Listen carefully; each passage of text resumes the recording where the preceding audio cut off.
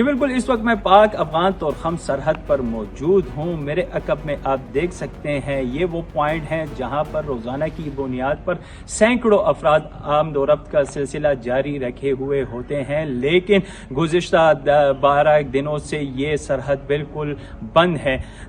ضلع خیبر کی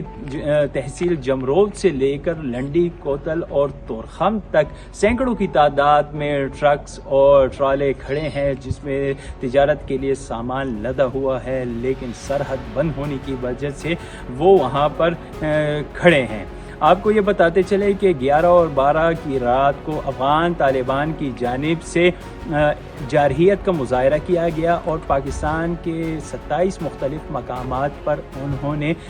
دراندازی کی کوشش کی، جس کا سیکیورٹی فورسز نے ان کو منہ توڑ جواب دیتے ہوئے سرحد پار گھس گئے اور افغان حدود میں داخل ہو کر افغان طالبان کی 21 سے زائد پوسٹوں پر قبضہ کر لیا اور وہاں پر پاکستان کا پرچم لہرا دیا۔ آپ کو یہ بتاتے چلے کہ گزشتہ کئی گھنٹوں سے ایک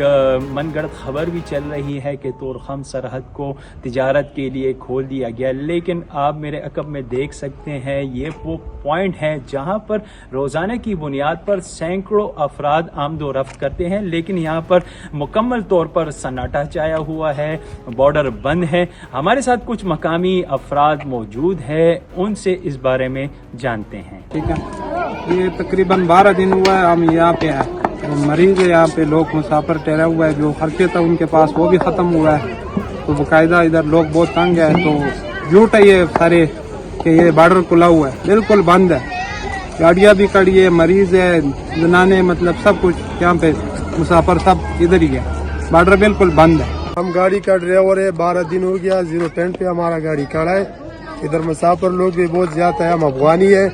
بالکل بارڈر بند ہے، ایک آدمی نہیں آ جاؤ، جب فیصلہ ہو جائے گا دونوں ملکوں کو یہ درخواست ہے کہ جلدی کھولو،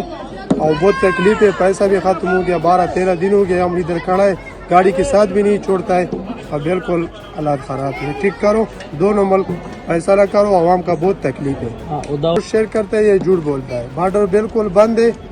جب بارڈر کھولے گا ادھر میسج کرے گا گروپوں میں، پھر آ جاؤ، ایسے نہیں آ جاؤ، بارڈر بالکل بلاک ہے، بند ہے۔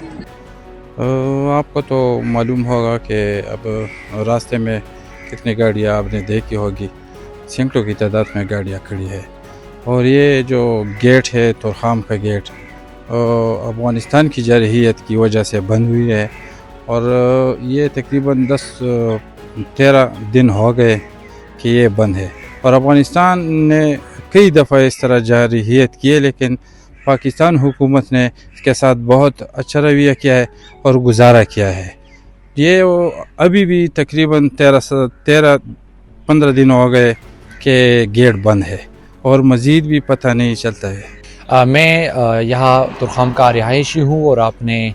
دیکھا ہوگا جب آپ پشاور سے آتے ہیں تو جمرود سے لے کر طورخم بارڈر تک